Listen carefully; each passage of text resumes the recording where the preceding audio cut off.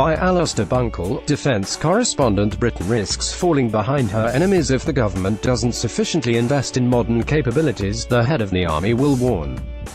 General Sir Nick Carter will directly compare Britain's military to Russia's and say there are areas where the UK is worse off. In a speech at the Royal United Services Institute today, our ability to preempt or respond to threats will be eroded if we don't keep up with our adversaries, he will say. State-based competition is now being employed in more novel and increasingly integrated ways, and we must be ready to deal with them. The threats we face are not thousands of miles away but are now on Europe's doorstep. We have seen how cyber warfare can be both waged on the battlefield and to disrupt normal people's lives. We in the UK are not immune from that. Gen Carter will warn that Russia, in building an increasingly aggressive and expeditionary force, already boasts capabilities that the UK would struggle to match. He will point to Syria, where Russia has very publicly demonstrated its long-range strike capability on numerous occasions.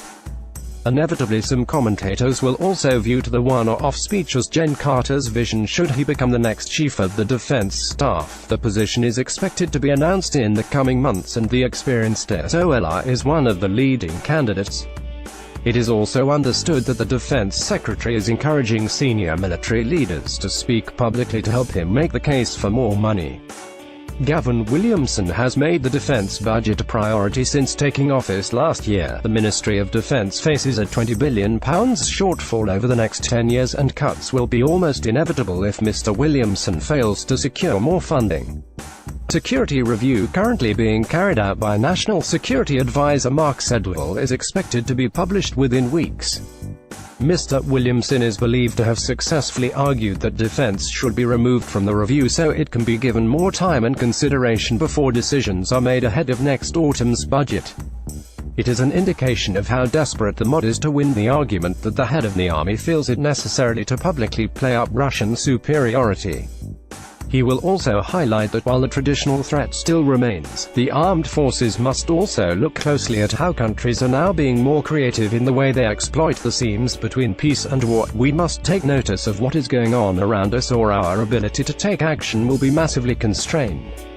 Speed of decision-making, speed of deployment and modern capability are essential if we wish to provide realistic deterrence. The time to address these threats is now. We cannot afford to sit back. Conservative MP Johnny Mercer, who sits on the Defence Select Committee, supports Gen Carter's view.